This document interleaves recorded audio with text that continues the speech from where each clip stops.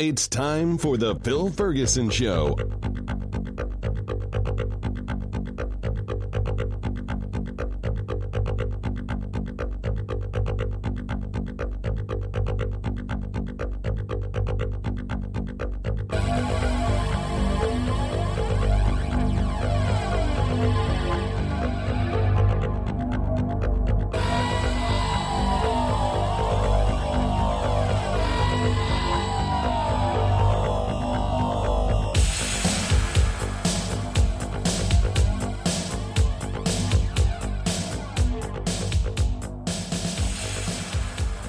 Buongiorno tutti. Hello, everybody. This is Phil Ferguson, and you are listening to the Phil Ferguson Show.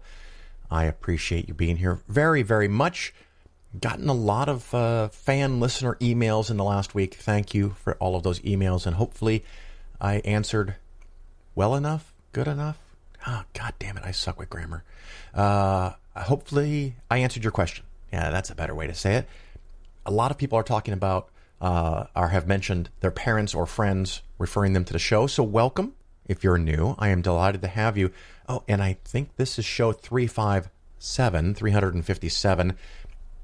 So I've been doing this for a while, and it's actually longer than 357 weeks because regular listeners know sometimes I skip a week, or like this episode, it came out more than a week later than the last episode. I get to it when I can. I really enjoy doing it, but it is a lot of work. So if you like the show, you could go to places like iTunes, or I guess it's Apple Podcast, or Stitcher, and leave a 5-star review, and I would thank you for that. You could share the show with somebody else. That would be fantastic. Or you can go to patreon.com/Phil and become a patron to the show and kick in $1, $3, $6.66, whatever you'd like per episode, just as a little way of saying thank you for spending this time, Phil, and we appreciate it. It's always nice to feel wanted and needed, so especially in these trying times of coronavirus where I'm pretty much stuck. The other day, I went to a mall. A conventional shopping mall. We wanted to look for a Lego set, which they actually had. It's the Nintendo, I think it's the Nintendo 64 game system built in Legos, and it even builds a little TV and a little controller. And my wife and I are going to work on that over the next several weeks, I think. Just something fun to do at home. But the mall was packed full of people. What the fuck was I doing there, people? Well, I was there just to get out, because sometimes you have to leave your house. It looked like probably 95% of people had a mask on. Almost everybody. Everybody in the stores had masks on. There were markings on floors everywhere, in stores and outside of stores, showing you what was 6 feet, so you could try to stay away from people. When we did buy a Lego kit, I guess it's a kit, Lego set, in the Lego store, you had to stand in this long, kind of long line. It was only felt long because we were separated, but you stood there, and when they finished with the previous sale, the employee would come around on the front side and ask you to wait a few seconds, and they would spray down and wipe down everything that may have been touched or breathed upon by the previous person, even though they probably had a mask on. I'm sure most stores would tell you can't go in if you don't have a mask. And there were a lot of stores that had lines to get in them. The one that struck me was Hot Topic. I haven't been in a Hot Topic forever, and I'm okay with that. But they had an employee or two out front in a taped-off area that only they could stand in the hallway or in the main walkway of the mall, directing people that can go in and people that have to wait. So there's only so many people allowed in a little store like Hot Topic. You don't want 20 people because they can never be 6 feet from each other. And I don't know if the limit was 3 or 4 people, but when someone comes out after buying, they let one more new person in. And so, these are all steps that can help. It doesn't have to be, obviously, 100% shut down or 100% back to normal. We do things that work, but it was a nice sign, because if you have locked yourself in, like I kind of have, for the past 6 months, and you wonder how is the economy succeeding, based on the number of people in that mall, it's not going bad. There was a lot of people in the mall. It's not even Christmas season. And fuck us all when that happens, because it's just going to be craziness in January and February when everybody gets sick, or when the number of sick goes up. I shouldn't say everybody, because it's not going to be everybody, at least not at one time. But the mall was packed, other stores that we drove by on our way to and from home. It was amazing. A lot of traffic. The traffic seems to be pretty close to normal again. So good, bad, I don't know. You decide. But it's something. Some people have money, and some people have enough money to go spend in a mall like I did, buying a Lego set. And my wife got a few other things while we were there, and then we left as quickly as we could. I didn't see any mall walkers. They're smart enough to stay out. So in this show coming up, now that I've killed 5 minutes, we have a delightful interview, one that I've been wanting to have for a long time, and everything just kind of worked out this time, with Donald Prothero. And he is a prolific author. I think we decided the number of books was 36, maybe, that he's written. Some of them very fancy, scientific-y, technical university textbooks. Others about religion, about geology, geography, paleontology. He's a paleontologist, specialist in mammals from 50 to 100 million years ago, I think, is his specialty. But we talk about dinosaurs, all kinds of fun stuff, and rocks. I actually like rocks. Rocks are pretty cool.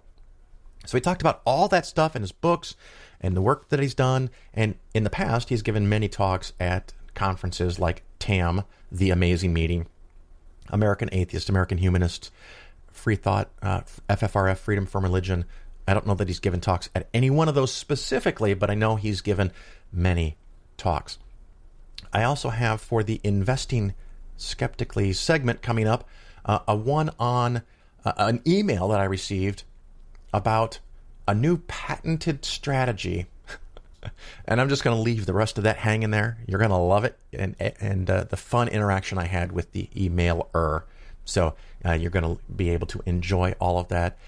One of the other things that I've gotten a few emails about is that it seems, or the writer, the author, the emailer was saying, it seems like you focus a lot on people that have bigger accounts and that are close to retirement. Well, yeah, that's probably true. To me, that's more interesting. To me, that's more financially rewarding, because quite honestly, people that are getting closer to retirement and have bigger portfolios, if they hire me, I make more money than a person with a smaller portfolio. And actually, because of my $1 million minimum, I can't even take accounts that are under that level, just because I'm pretty much full, really close to full. I mean, if someone shows up and has 2 or 3 or 5 million that they want me to help manage, I got room. I got room for that. I had a friend, and this was awesome. Thank you. They'll know who they are, that contacted me and said, "Hey, Phil, I know the people in HR in our department, and we're looking for someone to help manage the 401k portfolio. Would you be interested?" And I was like, "Well, how big is the 401k portfolio?" And they said it's over $1 million, and it's 50 employees. All 50 of them could basically be clients of yours. I was like, not a chance in hell. And they were so hurt, and I was obviously too direct, so I had to explain, I don't want to fill out the paperwork or help 50 people apply when those 50 people on average have $20,000. That's why I have the $1 million minimum now, because I'm full. I work more than I'd like to, and it's cool. I like my work, but everybody wants to have some free time. So I definitely don't want 50 new clients all at once that all have accounts of around $20,000. And then, of course, since it's a company 401k, some of those people will leave and come back. And this is one of the inherent problems with good 401ks. And, of course, I get a lot of questions on that. Maybe I need to do a 401k segment. All right, focus. I'm babbling. I'm just so excited about what's coming up. So we've got the insurance patent email. We've got Donald Prothero. And I do know in a future episode, I'm not sure if it's going to be the next one or the next one, well, we're going to talk about possibly breaking up really big U.S. companies and why that may be a good idea, why it may be a bad idea. So I think you'll enjoy the shit out of that. I've got already recorded some segments from people that were born into an atheist family and then became Christians and then left their faith. So you're going to enjoy the shit out of that. All kinds of fun stuff. But of course, if you have show ideas, show topics, I still want to do an all annuity podcast episode, and I have to do that. I'm going to take some of the stuff I've done in presentations in the past and probably talked about on the shows in the past and package it all together and talk about that specifically so I can have an episode that says, go look at this one. Because now when someone says, how do you manage things? What's the plan? What's your style? I can direct them to episodes 351 through 356, which ended the last episode. It's just 357. And they can listen to those 6 different shows. 1, 2, 3, 4, 5, 6. Yeah, that's how it works. 6 shows. And have a basic understanding of what I do and why. And of course, keeping in mind that from time to time, I make changes in allocations and weightings. And none of any of that stuff was specifically for you, dear listener. It's just a general idea of how it works. And I do hope that stuff helps you understand how all these different types of investments play off of each other and how you can maximize, I don't want to say maximize your return, have the most reasonably high return with most reasonably low risk. So you don't want to mess with that. And then the other idea I had for a segment, and I think I'm going to do this, and I'm not going to tell you that what's in it, but I think the title I'm going to come up with is something like this would be, quote, how I bought every hot stock in the last 20 years, end quote, or virtually every hot stock. I got to leave myself some wiggle room. And it's meant to be a little bit of a clicky baity, but I think if you're a regular listener, you'll get it and you'll like it. It's going to be cute. Cute. Yeah, that's what it is. Anyway, I'm going to wrap up the intro and we're going to talk about insurance patents and paleontology with Donald Prothero.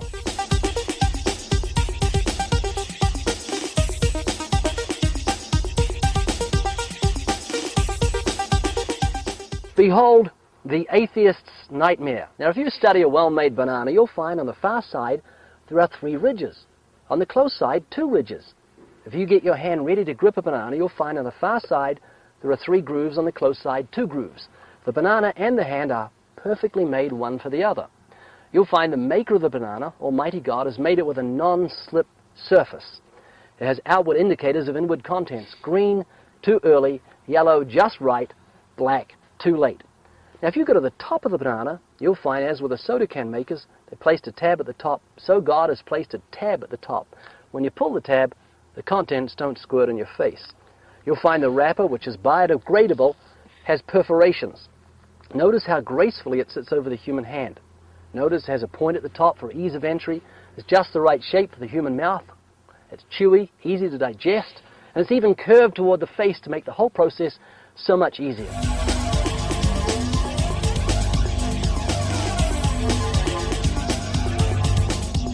You're listening to The Bill Ferguson Show. I have a fun little bonusy kind of thing here, I think.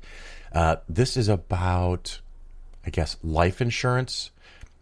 And it's also part of the mailbag series, I guess, because I got it via email from a company whose name I'm not going to use just because I don't want to give them any extra free support. Not that they want to be mentioned, but it's funny. So in the email, it says, the purpose of this email is to help your higher net worth clients and business owners secure much needed life insurance with no out-of-pocket expense while creating generous fees for you. Well, they weren't playing around, right? They want to make me money. That's the thing is, sure, a client can get insurance that they need because they need it. Do they need it? That's one of the questions that often comes up when I talk to clients and or prospective clients, and often they'll say something like, I need insurance. I need life insurance. And I'll ask, well, for? And they're like, I don't know. Don't I just need life insurance?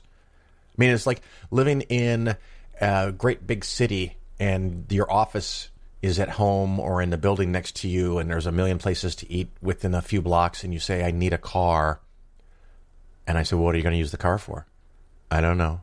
I just have to have a car, don't I?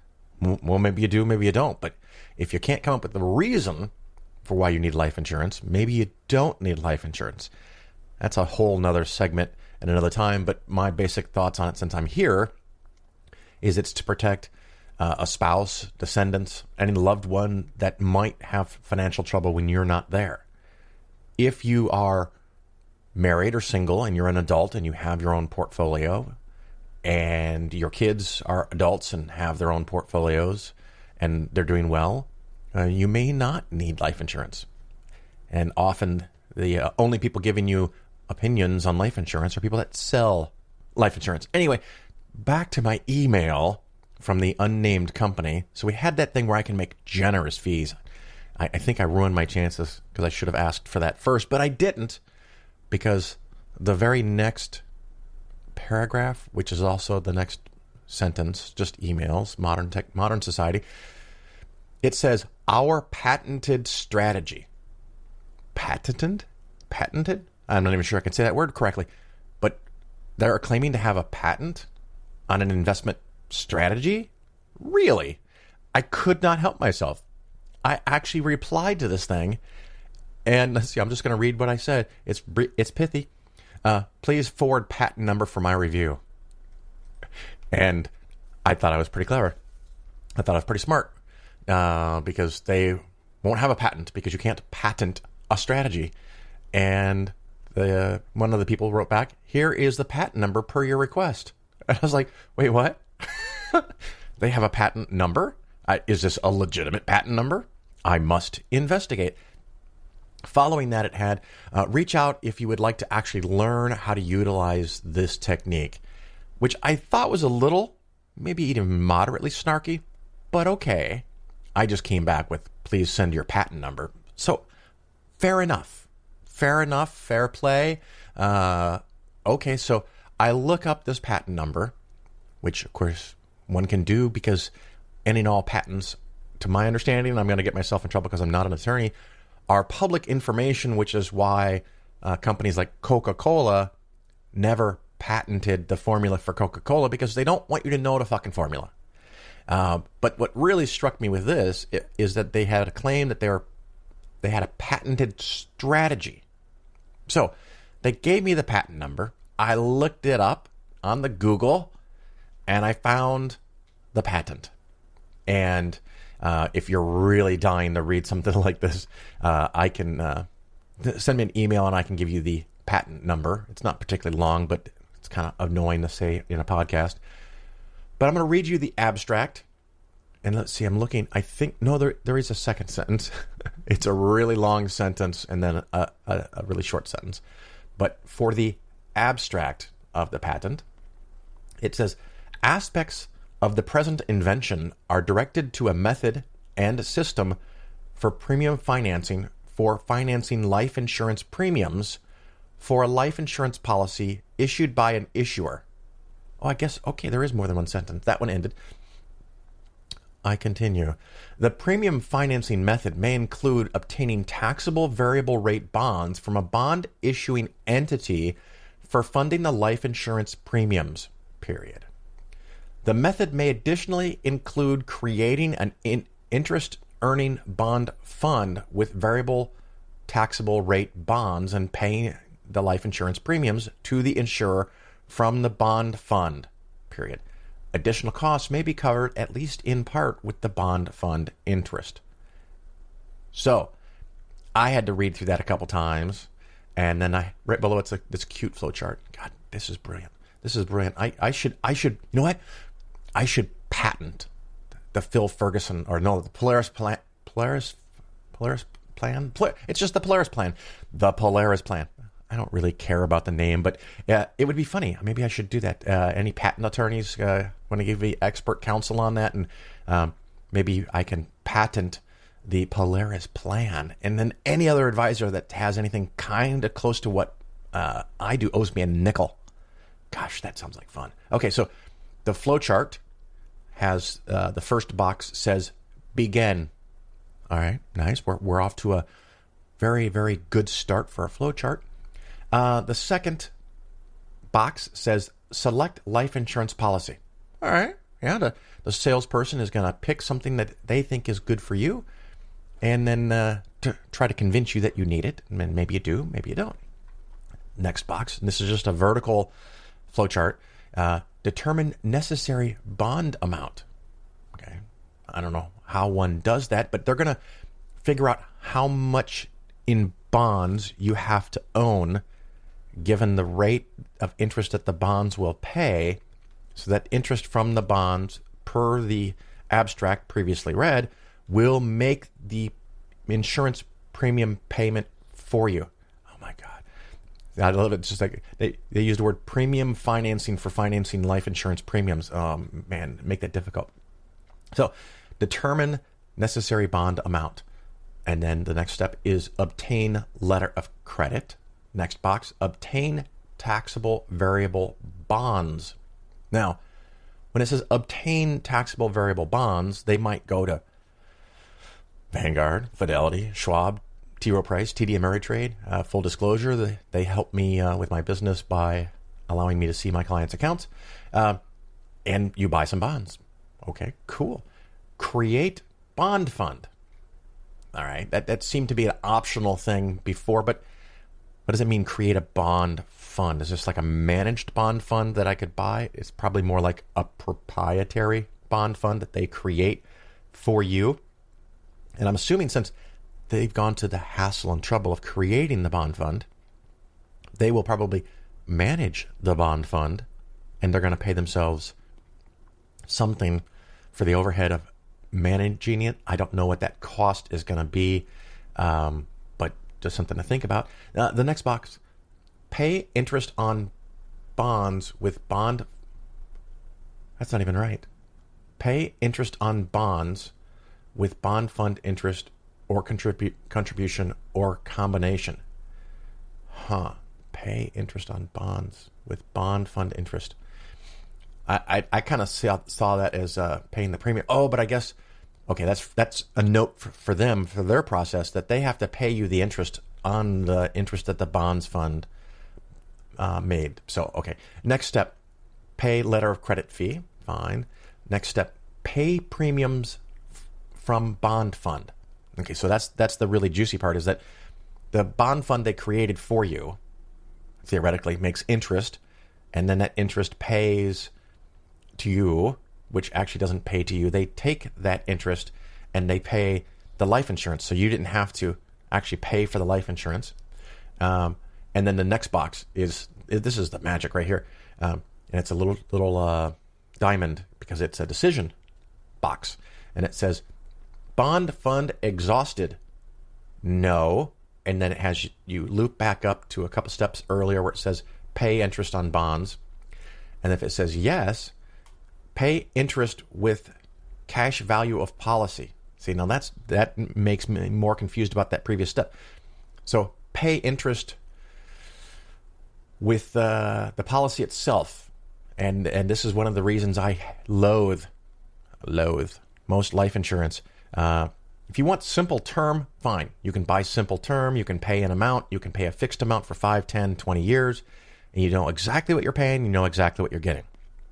When these things start to get creative, complicated, you don't know what you have. I mean, people have sent me insurance contracts that are hundreds of pages, literally hundreds and hundreds of pages in small print and legal language. Who knows what that says? But this box is basically saying if the bond fund can't make the premium payment on the insurance policy that they sold you, then the insurance policy will pay it out of its cash value that it's generated over the previous couple of years, if it has a cash value, and basically it will start to eat itself.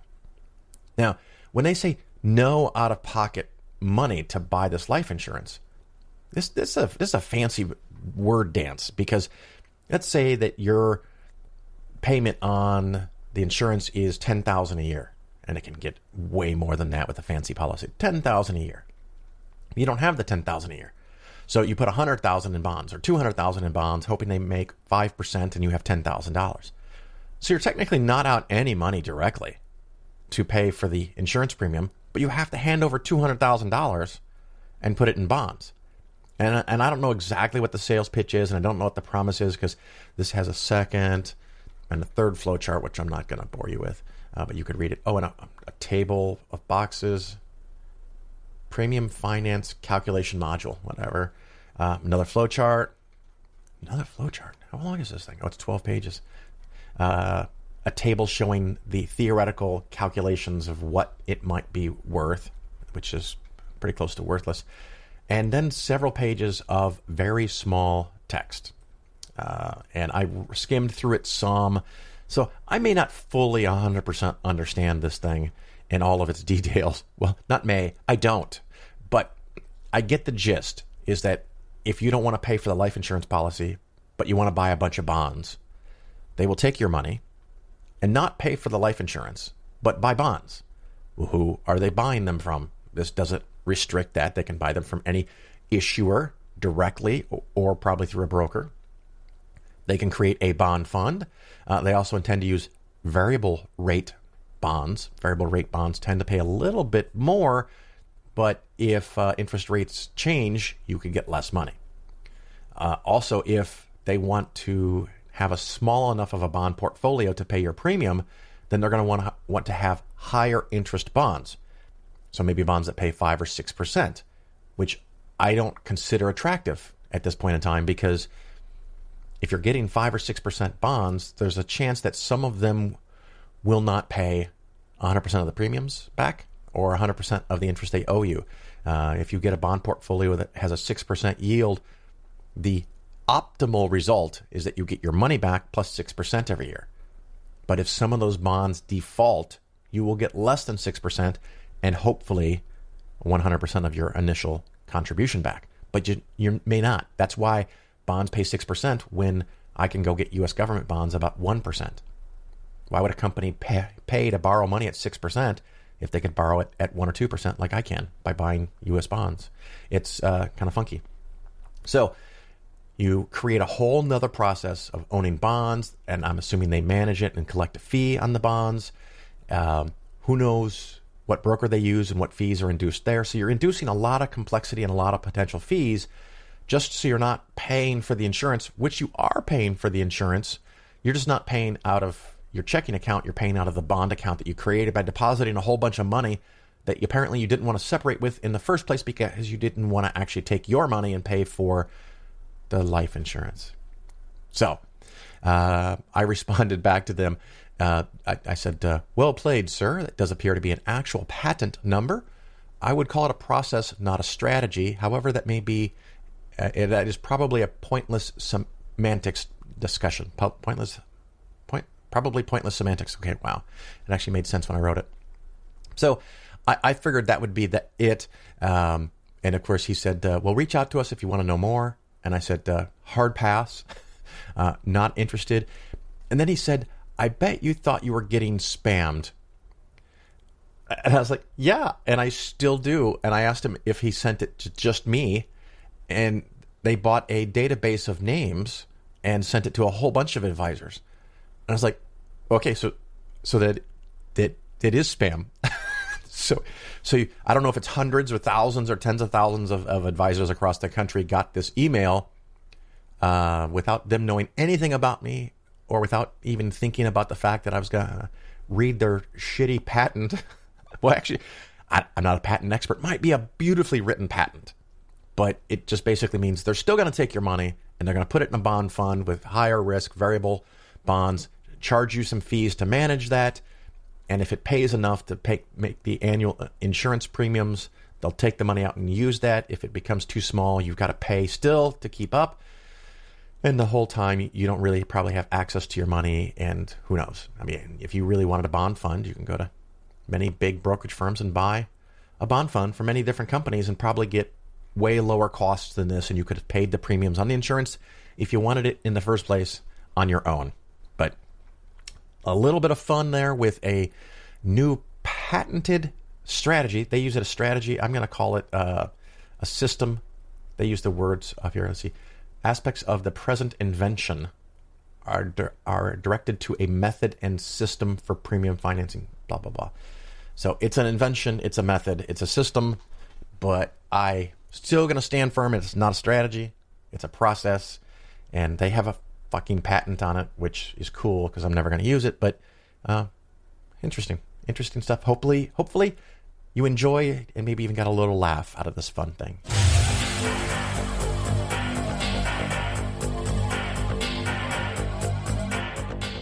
The Phil Ferguson Show is for educational purposes only. Nothing said on the show should be interpreted as personalized investment advice. Your investments should be based on your situation, and you should consult with your financial advisor before taking any action. The show may contain ads. These ads are placed into the show by the hosting company after I finish recording and editing. I have little control over the content of the ads, and you should not assume that I support their products or claims. If you choose to support the show via the new Patreon page, that support does not create an advisor-client relationship.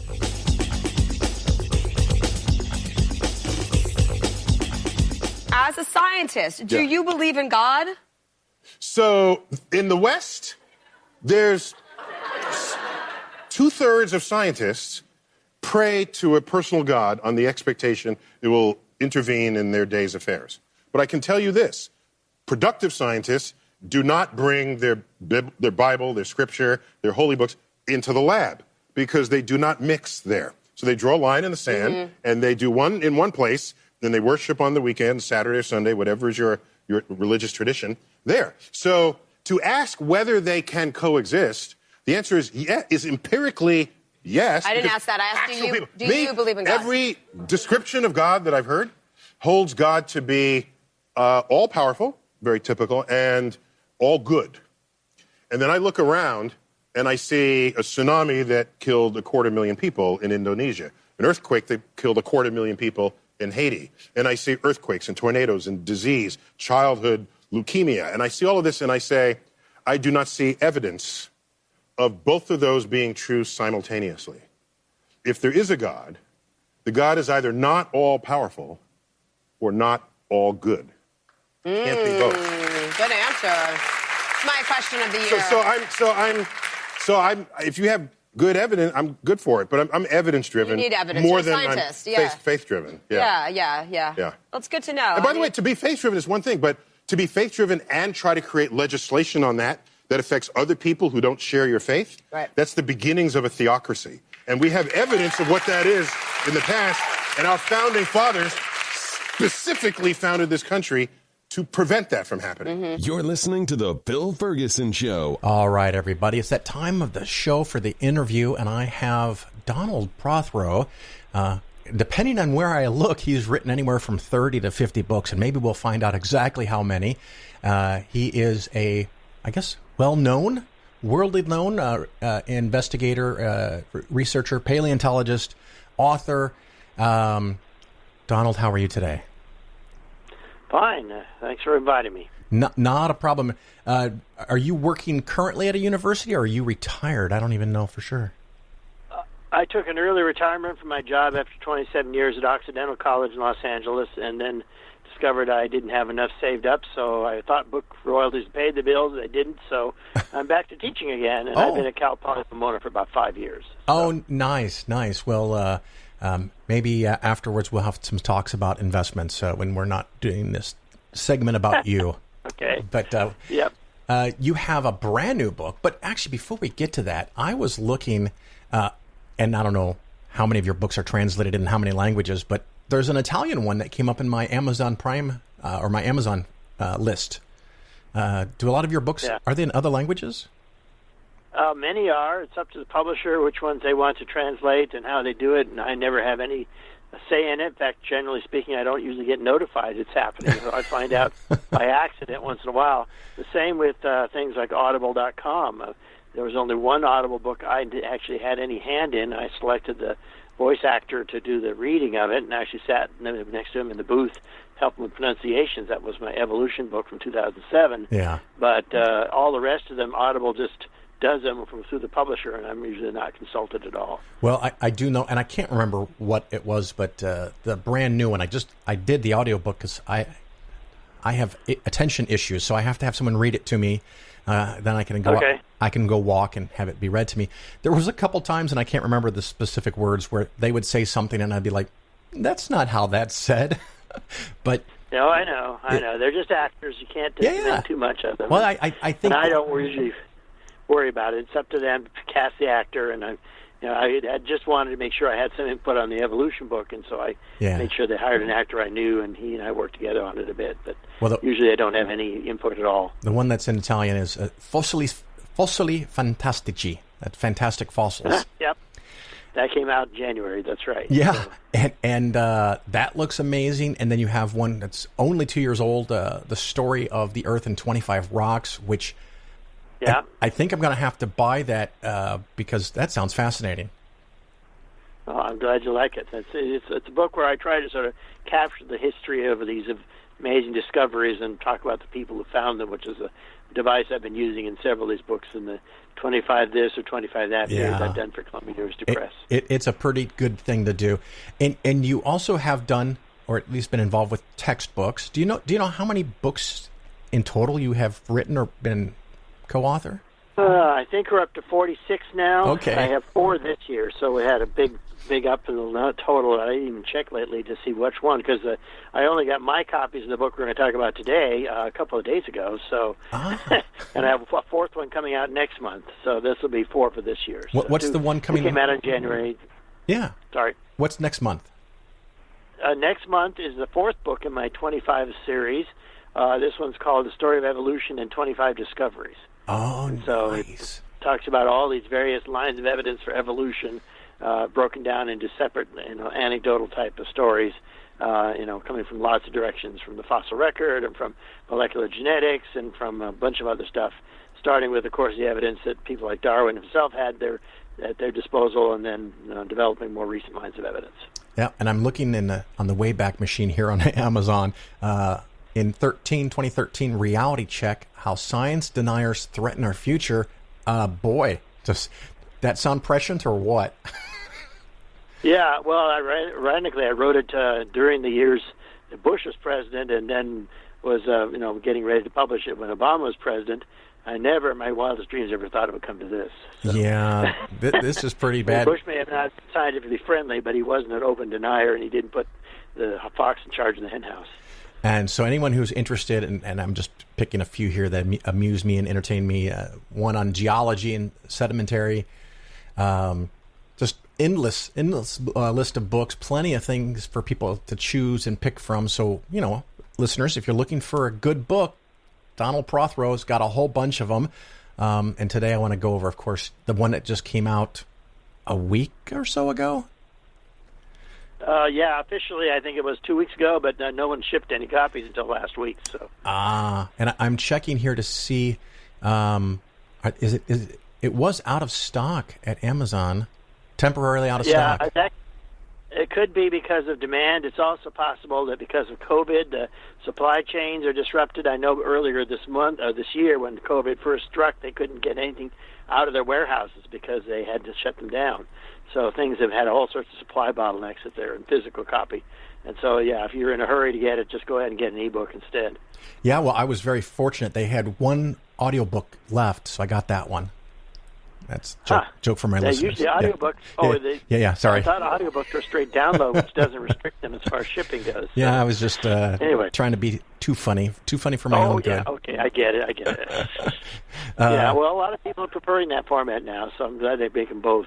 So. Yeah, it's fantastic. And the newest one, like we said, just a week or two ago, may not even be in stores, but of course you can get the Kindle and the audiobook or order the hardcover and get that when it comes in. It's called Weird Earth, and I really enjoyed it, but part of me is also thinking it's such a bummer that we're in a place that you felt like this was a good thing to write. Yep. I never thought I'd write a book like that because I never thought this would be something that needed to be said, but it does need to be said. I mean, some of the things in there are really old and have never gone away, like dowsing and crystal healing. Those things have been around for a long time. But the other things like flat earthism, we thought was extinct and now it's back, So it's rather discouraging that this kind of a weird type of science denial is now a major force and that a lot of people are influenced by it. And one of my favorite ones in there was the deniers of the heliocentric solar system. The claim that the Earth 500-year-old controversy. Well, yeah, if not longer. There should have been. No, yeah, well, since 1543. So, yeah. Yeah, it's the kind of thing where, you would never think we'd ever have people denying that the Earth goes around the sun, but yes, there are people who do this, and mostly in this country and in Western Europe, but they're not a tiny group. They're bigger than you think, and it all goes back to the same threads that we'll talk about today. So, well, it's funny because you mentioned a conference I almost went to. I'm very aware of the conference that you discussed 5 or 6 years ago in South Bend, Indiana, home of Notre Dame, a very, very Catholic area, where they had a conference that was wink, wink, nudge, nudge, Catholic kind of, but not really, where they provided talks. I don't want to say evidence because that wouldn't be fair. They provided talks about why they thought the Earth was immovable from Bible verses and et cetera.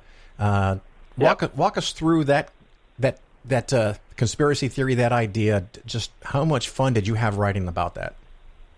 Well, it was actually pretty agonizing to write about, to realize people would go this length. But what it is actually, it's a very hard, extreme group of Catholics who apparently don't accept the Pope's teachings, which is rather surprising to even know such people exist in the first place. You talk about a church that has one dogma, and they supposedly follows from the Pope, yet they don't accept the Pope's statements on this.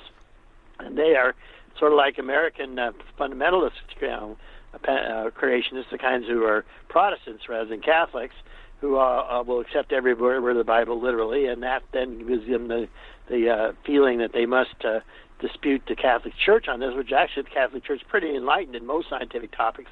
They accepted evolution for decades, and they, of course, apologized for what they did to Galileo and all the rest a long time ago. But these guys are insistent that the Bible must be literally true no matter what the Pope says. And so that's what drives them, and so that's behind everything. And it has almost the same motivation as Protestant fundamentalists have, which is they literally, true interpretation of the Bible is basically what's essential to their faith, and they believe they're going to hell if they don't believe in the Bible literally. So no amount of evidence will ever convince them, and no amount of evidence will ever dissuade them. And that's the problem you have, is that this is a religious fundamentalism driving this. Of a very surprising kind. The Catholic Church doesn't usually have that many prominent fundamentalists. But that's what they're about. And it so kind from there, then it seems almost it's all good. We have a little delay. It's all fun. Almost contrary to Catholic philosophy, if you have a literal interpretation of the Bible, we used to call that Protestantism, not Catholic. But there's somebody or something crazy for everybody. One of the ones that you talked about was earth-shaking myths. You talked about earthquakes, and apparently, and this blows my mind, I had not heard this before, and I don't know how that happened, but some people think that earthquakes are related to the weather. Yeah, well, those are older ideas, but the most recent version of it is so-called earthquake weather, and that doesn't really fall along religious lines. That's more like folk mythology and urban mythology, where something is just common in public talk, and then it never gets debunked much, so people keep believing it. And so, yes, there is a common belief out in many parts of the world. We certainly have it here in California, where people think there's some connection to the weather, and it might trigger earthquakes. And the first thing you have to point out to people is that the earthquakes happen on faults which are miles underground, and that the temperature changes in a typical weather cycle only go a few feet underground. That's why if you ever dig a hole, you'll know that right away. Yep. And it gets much cooler if you're about a foot or two down underground, which is what desert animals do all the time. So it's something that startles me that people, first of all, can believe that. And then, of course, naturally, people have tried to test this to see if there's any way it could be connected. And the first thing you discover, of course, is that there is no connection. Of course, earthquakes here in California happen almost every few hours, but they're all small, most of them, so people never think about those. And big earthquakes are just part of a continuum there. And then it turns out they happen at all different times of day and night. The last three big ones here in California, I was actually in here for all three of them. 71 San Fernando Silmar quake, the 94 Northridge, and the 87 Whittier Narrows quake. And those are the biggest ones in my lifetime here in California. And all of them actually happen early in the morning in wintertime, which is contrary to the myth that somehow hot weather causes earthquakes. But in reality, no weather causes earthquakes because it does not penetrate deep enough to affect faults. And more at the point, they occur all the time. So when they see these connections, it's a famous example of why people often make these post hoc sort of associations that something unusual happens after something else, and they connect the two. And in fact, if they look at them over the average length of time, they'll find there was no connection. But people often connect one thing to another just based on one incident. And so that's where the myth of earthquake weather comes from. And I think with that specific topic, and probably almost every other subject you have in here, and we can go over several of them if you wish, but a lot of people apparently just don't get how the world works at a fundamental level. They don't understand science at all, but they just don't understand the connections of things and how absurd, as an example, the hollow earth. I mean, it's just comically, you have to have a grotesque misunderstanding or lack of understanding of half a dozen different sciences to think that that's plausible. Yeah, well, you'd be surprised. I mean, that one's mostly a tiny fringe, but it comes from these people who are not well educated in science to start with, of course, as you mentioned, but also they tend to be on the fringe of belief systems. Often they're conspiracy nuts, and then they follow these weird things that are on the internet, and then they find them believing.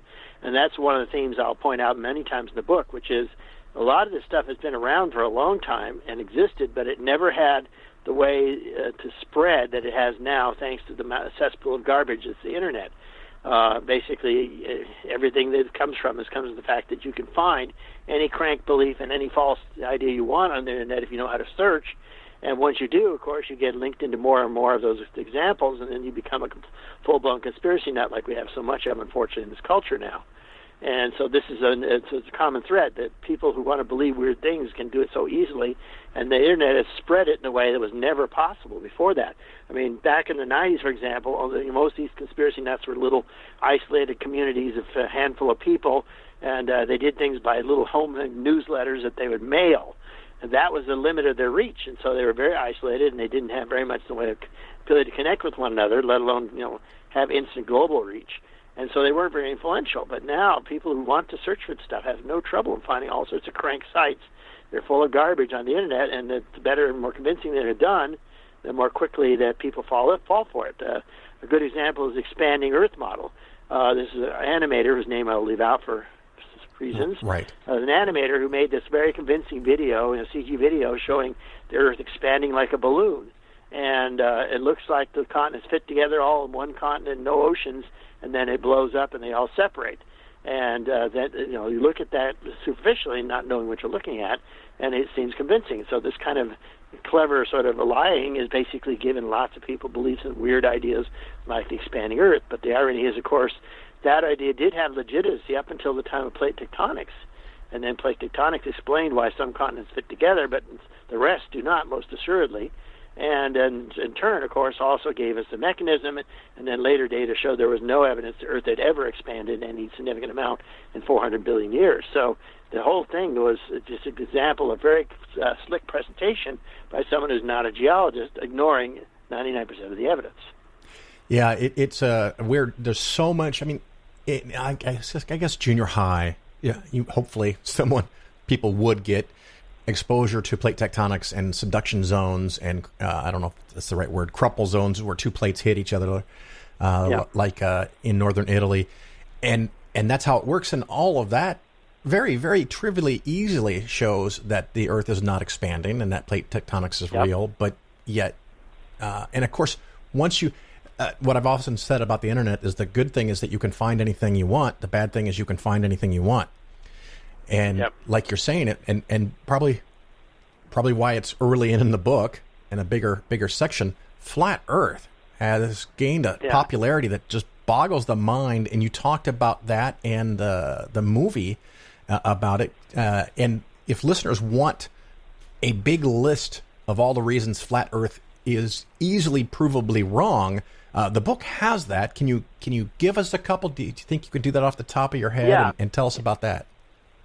Yeah, as we were saying earlier, most education doesn't include much earth science anymore. My kids didn't have any earth science after 6th grade. That's when it's typically taught here in California. And then the only other exposure you might have to it would be if you took an earth science class because you couldn't handle biology, chemistry, or physics in high school, which was what they're commonly taught by a gym teacher. So it's no wonder that most people have no concept of geology at all. And so the context here is what I wanted to do with this book is not just say, well, these things are wrong, but to give a positive, sort of an educational twist to each of the chapters where I could, which is to give the evidence for why geologists and scientists in general accepted the prevailing notion is right. And that's what's really missing. Is a lot of people get things debunked, but they don't get someone to actually explain to them why it is wrong and what we do know and why we know it. That's something for example, at the college level, I try really hard because, high school kids, they just memorize stuff for multiple choice tests and then they forget it and it's gone. But at college level, at least I try to get my students to understand evidence for things, why we think things the way they are, not just memorize a lot of factoids that they'll forget. And that's something, unfortunately, that most education doesn't include right now. And certainly in this case, what I want to do with this book is to show people there's a lot of reasons why we accept that, for example, the Earth is not flat or that the Earth is not hollow. All the evidence of the interior of the Earth we now have. These are all things I felt was really important as the mission for the book was to really get people a clear understanding of what scientists know and why we know it and how we know it, because that's almost as important as the fact itself. Yeah, absolutely. In the case of flat Earth, there's a whole bunch of lines of evidence you can show to do it, and start with the fact we can actually see the Earth from space. But of course, this is the other element of this book, which is a lot of this belief is all fueled by huge conspiracy theory type of thinking, where all government officials, especially scientists and NASA and all the rest, are in a huge conspiracy, which I debunk separately in the book. But the whole thing is that they don't accept any evidence that comes from authorities, which they don't trust, of course. They're the authority, and everyone else is lying to them. And so, you can't show them photographs of the Earth from space or anything like that. And they say, well, I can't see the curvature of the Earth when I'm in an airplane. Well, you're only at 40,000 feet. You can't see it unless you're about 60,000. And the size of your airliner window, you can't really see it anyway. But if you're in the cockpit, you can see it really well. And any higher than that, it's not a problem. So again, the problem of knowing the right scale and knowing how you find these things, these people are really hard to convince.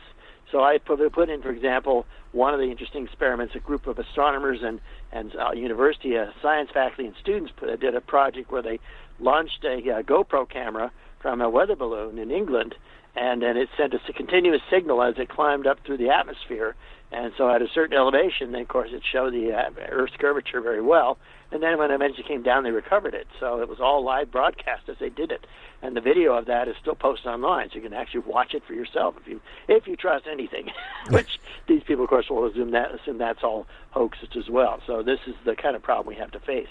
But there are many other ways of knowing that the Earth is round. Going all the way back to the famous experiment by Eratosthenes in about the 5th century B.C. in Alexandria, where he just used the angle of the sun coming in at high noon on the first day of summer and looked at it in Alexandria, and then compared to the reports that went straight down a well, which was right on the Tropic of Cancer on the first day of summer at noon height. And that, of course, gave him the accurate estimate of the perimeter, the circumference of the Earth. So that kind of thing has gone back to before almost any other recorded science. We've known the Earth is round, and we know roughly of its size, too.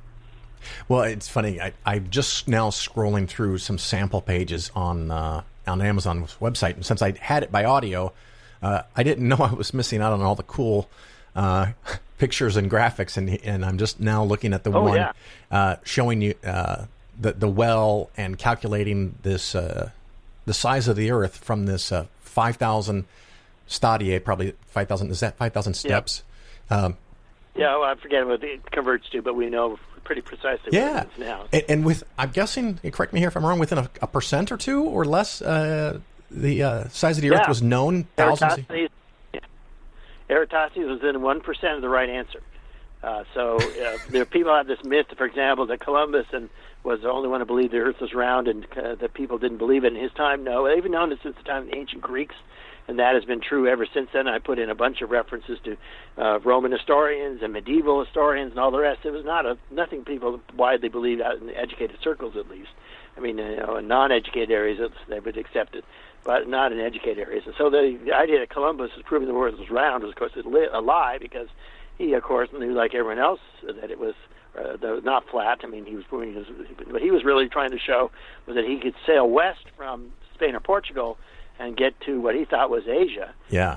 And so actually Columbus was right on the basics. It is a round sphere, but he had the diameter about half the size of what it really is. So he's a much longer voyage than he anticipated it would be, and that's how he ended up running into the Americas. Yeah, and good thing he did. They had the myth all wrong. Yeah, if the Americas weren't there, we would have never heard of their boat trips because they would have all perished. If he kept on sailing west and there was nothing in the way, he would never reached Asia. He would run out of food long before then. Yeah. So, yep, that's the problem with it. Yeah, it's pretty big oceans. You also talked about Atlantis, which is just that's just kind of fun, and I don't think, maybe correct me, that too many people take that seriously. And if they do, it's not that harmful, is it? Well, only in a sense if you spend all your time doing stuff that's chasing down rabbit holes of craziness and conspiracy thinking and belief in stuff that's all just mythology. That's it's just a waste of time. It doesn't usually have a consequence for hurting society or an individual beyond the wasting their time. But Atlantis, of course, has been just an all-purpose, go-to, mysterious continent that this or that. But if you go back into the roots of it, of course, it's mentioned in two of Plato's dialogues. And in both cases, it's pretty clear Plato himself meant it as a mythological or a imaginary place and not something that was real. And, of course, the things he was referring to that were the basis for the mythology of his time were probably events that happened thousands of years before his time as well. So that doesn't connect to anything that's historically known. It's a possibility, if there is any historical root to the story of Atlantis, it's the eruption of the volcano, volcanic island of Thera or Santorini in the middle of the Aegean Sea, which just devastated the Cretan civilization of Minos, and also devastated the Mycenaean civilization, which the Greeks of Plato's time was ancient. Right, there's a full millennium after those events, so they were consider that ancient, going back in the midst of time. And so it's that, if there's any real basis to it, it's probably that. But beyond that, there's no basis for thinking. And for example, doesn't mean it's beyond the Straits of Gibraltar, what they call the Pillars of Hercules, and out in the Atlantic at all. Because first of all, we know what the floor of the Atlantic looks like, and there's no sunken continent there. Yeah. And secondly, it's possible when they meant the Pillars of Hercules, they actually meant the two big peninsulas that stick from the south end of the Peloponnesian Peninsula, right on each side of Sparta's embayment, basically. That was also called the Pillar of Hercules, which would indeed have been the right place to be if it was the eruption of Thera at that time. So there's a number of possible, plausible stories of real places that sank into the sea because of volcanic eruptions and earthquakes. But there was no Atlantis like Plato described it, and certainly not the versions that have been, it goes from paranormal literature into sci-fi and mythology and into movies, and so it's pervasive. It's everywhere in our culture now, and none of it has a basis in reality. Sure. And, of course, if the listener likes this type of book, you have books on UFOs, you have a book on, I guess, cryptozoology, Loch Ness Monster, stuff like that. Right. But there's also books on mammals. That's your area of specialty, is that correct? Yeah, my specialty is a mammal paleontologist, so I work on fossil mammals, especially rhinos and camels and peccaries and a bunch of extinct groups. Those have been what I've worked on for the last 40 years almost. Right, so that's much more straight up just science educational book, which is a different theme, but it all kind of ties together. And then, like I said earlier, a lot of this about geography or geology. My apologies. Right. The books, the story of the Earth and 25 Rocks. Can you kind of give me a synopsis of what you did at that? Because that book fascinates me, just by the title. But I want to know what's inside. Yeah, I have 4 books now. The new one coming out next month that have the story of so and so and 25 whatever. Yeah. And the first one was a story of story of life and 25 fossils, where I talked about 25 examples of key fossils that gave us important pieces of understanding of history of life. And then the one you're referring to is my second one, which is talking about the story of the Earth. And there I talk about a particular kind of rock or geologic formation that told us an important story about the history of the Earth, or sometimes the history of the solar system, because I talk about a couple that has meteorites as well. And so all of those are just sort of tied into the people and the history and the anecdotal stories behind them, as well as what we now know about them and what they've taught us. And then the third in the series came out a couple of years ago, is the story of dinosaurs story of dinosaurs and 25 discoveries, I think is the title. And so I have 25 iconic dinosaurs, and they're more or less arranged by what kinds of stories they told us in terms of how we learned about dinosaurs, what we know about that particular group of dinosaurs today. So that one has been doing pretty well because Dinosaurs automatically sells any book. And then the fourth one, as I said, comes out next month, and it's about evolution from the perspective of this particular way, where I talk about specific pieces of evidence one at a time. So it has some of the overlapping content with the 2007 evolution book I did, but that was aimed mostly at people who are listening to creationists too much. This one doesn't address creationists at all. It just talks about evidence. And so it assumes that an audience is not already biased against evolution to read it. So, but I think it will be convincing in its own. So we'll see. Yep, the 2017 book, Evolution, What the Fossils Say and Why It Matters. Is that the one that... Yeah. Yeah, that's the second edition. The first edition was 2007, yeah. So it's just had a second edition a couple of years ago. Excellent. And on the cover, you have, I'm assuming I'll pronounce this correctly, Tiktaalik? Yep, the first edition had Archaeopteryx, but then I picked a different transitional fossil for the second edition. So, yes. Tiktaalik was discovered by Neil Shubin in Chicago, who's a good friend of mine. We were actually classmates at Columbia in the American Museum of Natural History, and he published his first paper with me. He worked on Oligocene horses in the Badlands as his first publication, and then moved on to Harvard for his PhD in a totally different direction. But his first publication is co-authored with me in 1989. So he has an office in the Field Museum in Chicago, and I've seen the door with this placard. Unfortunately, he wasn't there. I was there for a special after-hours museum tour thing where you can go see all the secret stuff that goes behind the scenes, which is I've been there a bunch of times. Yep, great fun. It's a very interesting museum.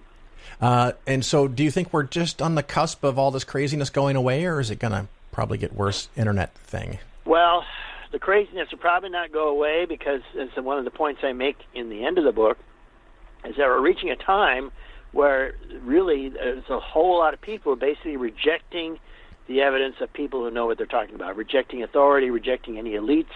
Unfortunately, one particular political party now is specifically rejecting science and rejecting anything that they don't want to hear, and then buying heavily into conspiracy nonsense at a scale we never thought possible until recent stuff going on in the politics in the country has proven how widespread some of these crazy conspiracies like QAnon are. And so this is a big sort of worrying thing for me, is that people used to accept the evidence and the proclamations from authorities who knew what they were talking about. And people accepted the scientists were trained and actually knew something that you don't know, and that it's worth your while to listen to them and take their advice. And unfortunately, because of political factors especially, the whole group of one particular political party rejects evidence when it comes to evolution and to climate change and to vaccination. They're just basically on political grounds only, and they are hurting themselves. In some cases, are hurting everybody around them. And so we see this most recently with the nonsense about the conspiracies around COVID that have been generated, and of course foisted on the people by one political party only. And that has ended up being a lot of people getting infected and passing their infections on to other people. And so we're the only country in the world where there's no sign that this epidemic is going to slow down. Because it's not just because of bad political leadership, although that's certainly part of it, but it's that a lot of people who follow that political leadership are rejecting the evidence of medical people. And you think that doctors and scientists both, generally speaking, should be the most trusted people on the planet, with the least likely to be considered to be corrupt or motivated. But even doctors can't convince people that their health is at risk and the health of others is at risk when they do stupid stuff.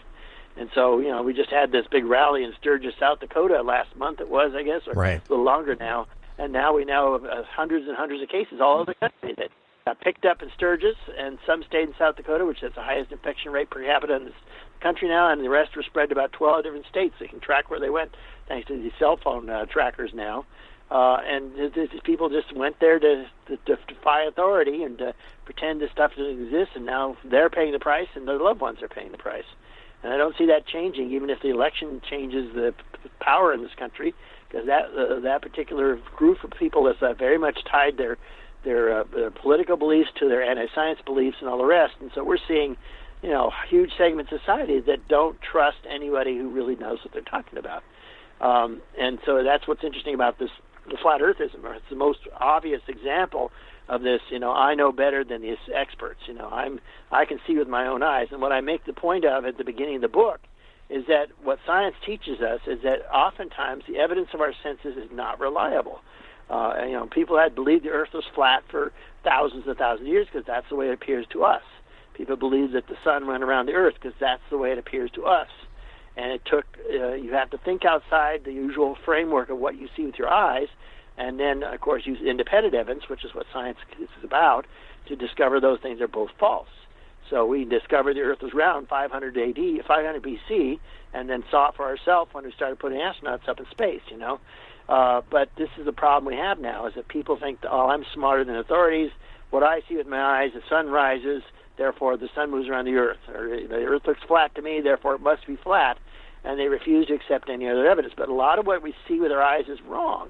A lot of what science teaches us when we actually get evidence from things that are not our eyes directly is counterintuitive. A lot of science is not about what appears to be obvious. It's not common sense.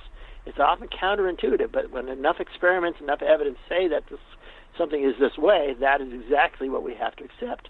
And many of the foundational reasons why these wild ideas about the Earth are still popular is because they are counterintuitive. They don't fit with the senses that we have, and we aren't really realizing how our senses are basically not capable of doing anything. We can't really see or even imagine the majority of what's going on in the outer universe. It's so huge that you can't really do anything unless you have the training. We can't imagine things like cells or atomic structures. You can't see that with the naked eye, and until recently they didn't have telescopes that could even image molecules. So that's only recently, but we figured that out, most of it a century and a half ago or earlier, and we did it without being able to see it. It wasn't intuitive, it wasn't obvious, it had to be figured out indirectly. That's how science often works. And we have to still hear this now in the media now. People say they won't accept that the COVID virus exists because they can't see it. Yeah. Well, and that just staggers me that people would say, well, because I can't see it, therefore it doesn't exist. And that tells me that they've been so badly misled by everything they've been reading online that they're following their gut and not their head. Well, that also scares me when we have presidents who say, I'm governing by my gut. Yeah. Because your gut is usually wrong when it comes to science. And one of my favorites is when someone talks about when you wear a mask, it doesn't block the virus, but it blocks oxygen. Without even a basic understanding of the scale, and I don't know if it's that's right. 1,000 times or 10,000 times different, but it's about 4 orders of magnitude off. Yes. Yeah. And the irony there is that the virus, the whole pores in most masks are not small enough to block a virus either, right? Because they're so tiny, right? They're tens of microns across. But what the mask does, number one, of course, is that it blocks anything you breathe out, especially moisture, which you breathe out, and that's where viruses are carried. They usually don't take a free ride in the air. They usually carry themselves in droplets. So droplets are big enough that your mask will stop it, especially if you sneeze or cough, and that's where it makes its biggest impact. And then the other way, of course, is the dead air in the pores in your mask is another barrier as well. Not much air flows through it, so it's very hard for a virus to get through with all that dead air in front of you. And so, you can try blowing right through your mask and try to blow out a candle. You discover it doesn't happen because it creates a baffle that prevents anything from passing through. Even though the virus technically is smaller than the pores in your mask, those things are very big, powerful effects. So that's why every mask works. Even a fabric mask that's not that tight a weave is better than nothing. Going without is completely stupid. Almost anything is now better. Become a political badge, right? To wear a mask is supposedly shameful and showing a weakness. Like the president doesn't wear it in public, and he's sending a message for lots of people to die. I was delighted to learn that HEPA filters can have a significant material effect on capturing the virus, at least for a while, because what we talked about, they're on water droplets. But so many people often get this idea that if the mask doesn't work 100% of the time, right, to block 100%, then there's no point. This dynamic of black and white on and off just blows my mind. Like I've heard vaccine deniers, which we're going to have real fun with, because now we're going to have people that like vaccinations but are going to deny that the vaccination coming out on November 1st is any good, probably for good reason. I don't know. Just a weird world. And boy, I guess I know. It's scary. I don't remember it being this bad when I was growing up and as I began my training. I mean, I began my training, in the 70s and 80s, and I became a professional scientist. one of the things we didn't do was talk politics. We were trying to be as objective, trying to be as non-political as we could. And now, good grief, the major scientific organizations have all come out with political statements about things like global warming and all the rest. And now major scientific organizations are actually having to endorse political candidates because science is threatened. And the people who deny science are now, currently in power. Yeah. And so we have a big problem until these guys are finally defeated and their influence disappears. Well, I just saw the other day, and we can talk about politics because this is my show. I'm not associated with any group or anything, but where Trump went to California, and they were explaining to him that we have the new record highest day ever, I think, for the planet in Death Valley. And you could almost see Trump lighting up like, ooh, we now have the highest temperature ever. It's the best, right? Because that's where, as if they were good. Yes. Right? Because that's where his mind works. I want the biggest and the best, and America has the highest temperature, so that's the best. And then they're talking about global warming and the effects of being hotter and drier, at least in some areas. And Trump says it's going to get cooler, and I'm like, what? Can someone just go up and slap him in the face and go, what is wrong with you? I know. It drove me crazy. Well, and of course, he's like most climate deniers, doesn't know the difference between climate and weather. Clearly. Which you have to explain every time you talk about this topic, and I do it for all my classes that talk about this topic, because people don't realize they are completely different fields.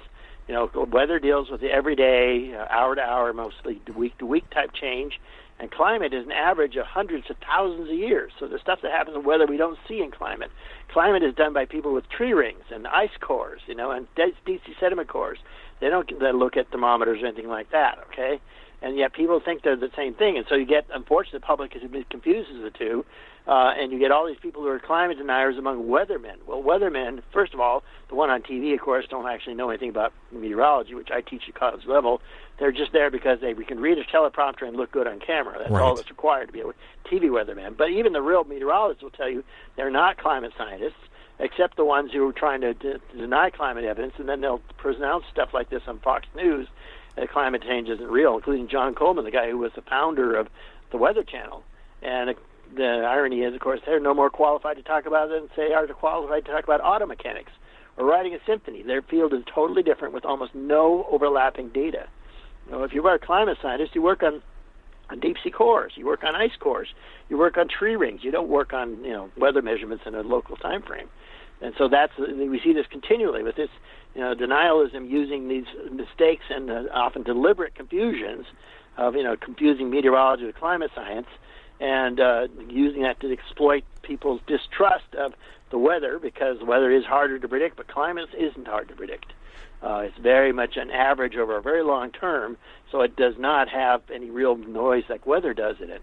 And so when James Inhofe of Oklahoma hit the Senate floor with a snowball, all it showed is he's stupid, right? Not that he proved anything. And, of course, the reality is we now know that even winter gets more extreme during climate change.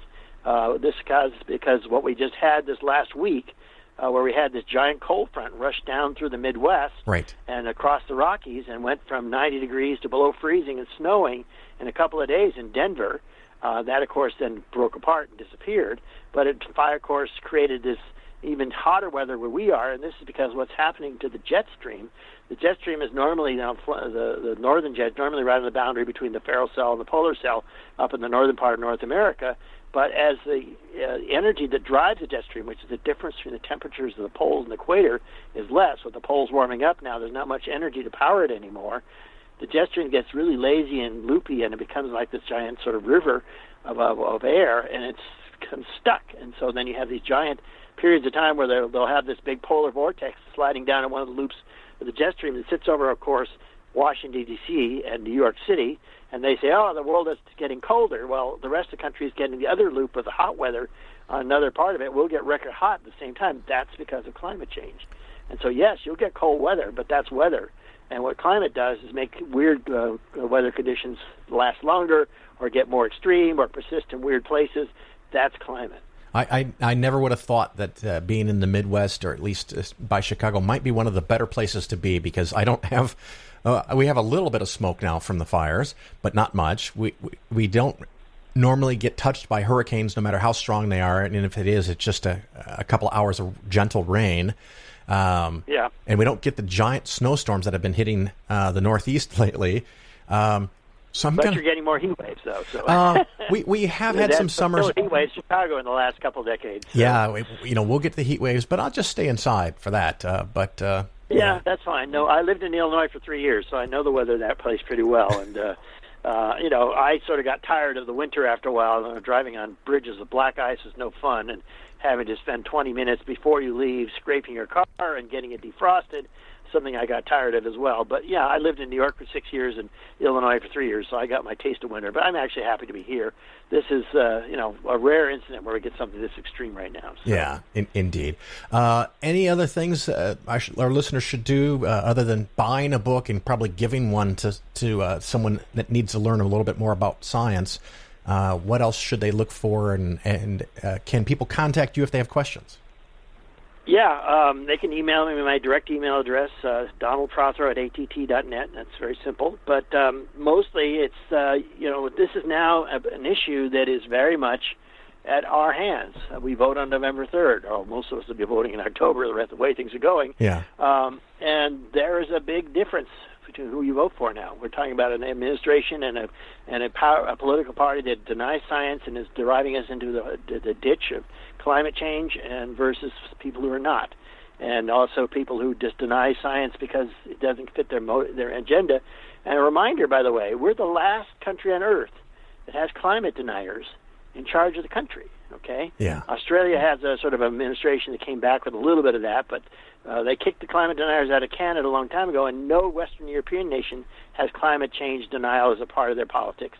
No developed Eastern Asian nation, Japan, not South Korea, not even China, denies climate change is happening. We're the last ones. And I'm just hoping over enough election cycles this will be forever, that these people will lose power on November 3rd and that they will never get it back, because they're capable of destroying the planet almost all by ourselves, just given the size of the economy and the size of the pollution that the United States produces. Yeah, they get kicked out and never come back. Well, if you're going to dream, Donald, dream big. I'm right there with you. And I know when even before Trump got elected, because I thought he would not, I was thinking to myself, the problem is not Donald Trump per se. The problem is that 30, 35, 40% of the population thought he was a viable candidate.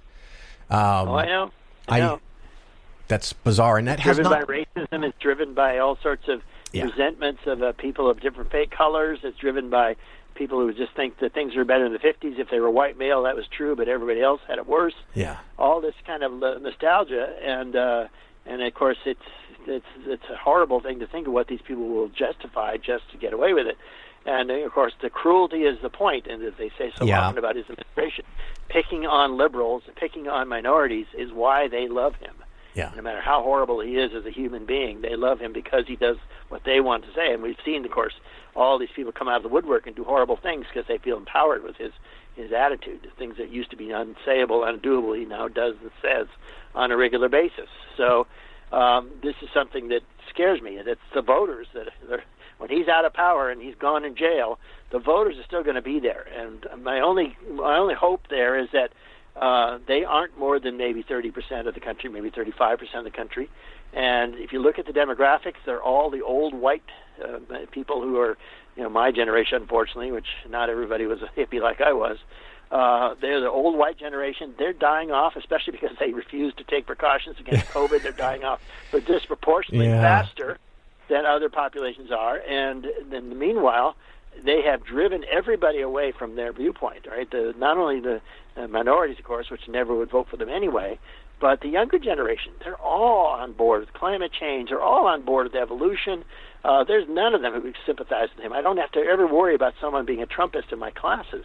Well, because they all hate his guts. You're in California, right? Okay, well, yeah. I'm in California, my class is largely Latino, too, which has a lot to do with it, but still. Yeah.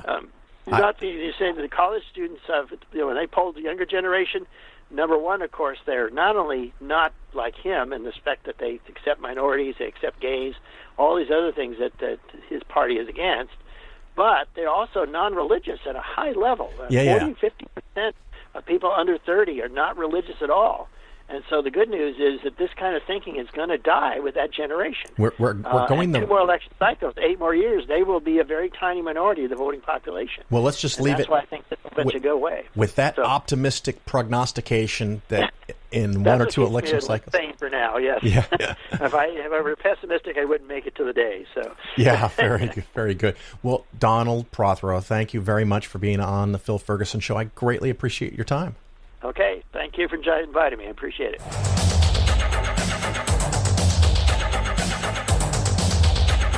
Thank you again so much for listening. I greatly appreciate it. As I mentioned in the opening segment, you can go to patreon.com/Phil and contribute to the show. I would greatly appreciate it. You can also leave 5-star reviews on Apple Podcasts. I always want to say iTunes, but Apple Podcast and or Stitcher. If there's any other platforms that have a place for reviews, of course, let me know.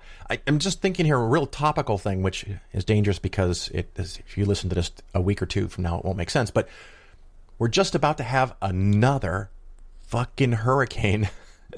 I think it's a hurricane or a tropical storm hit the Gulf Coast of Texas / Louisiana / Mississippi, Alabama, Florida, Georgia. And this one's called Beta. And the reason it's called Beta is because that all the names that they had reserved for calendar year 2020, A through Z, have now been used. So there's been more than 26 named stores, and I'm assuming there was an alpha. I don't know, because I don't track this for a living or anything. But now we're on Beta. So they just use the Greek alphabet.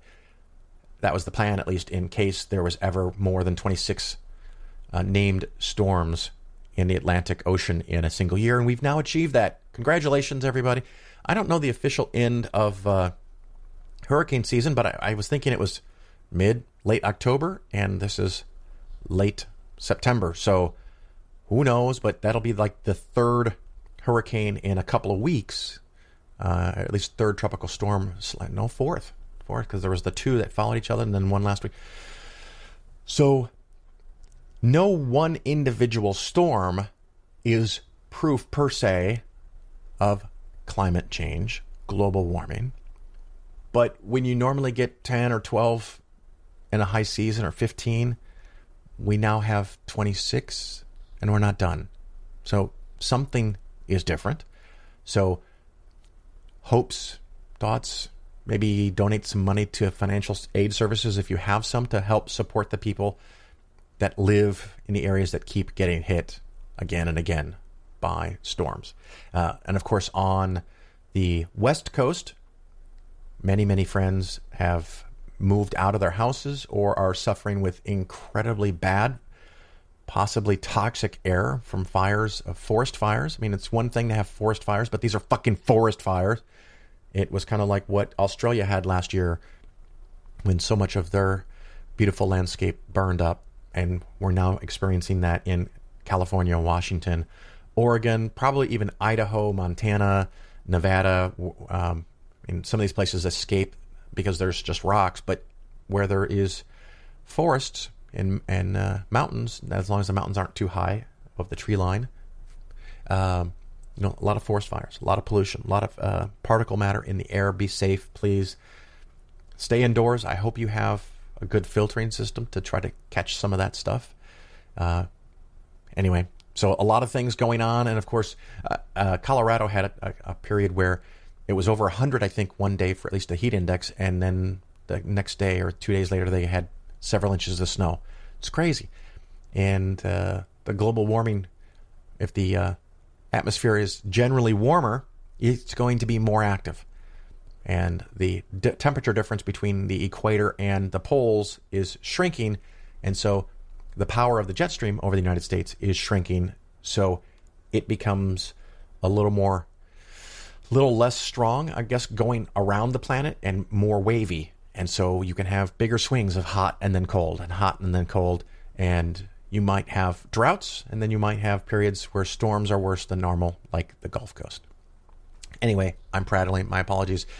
Please stay safe. Wear your mask when you go out or near any person that you care about. It's not always about you. We got to care for everybody else. So that wraps up the show, and I do hope to see you somewhere out there in the world soon. Until then, ciao.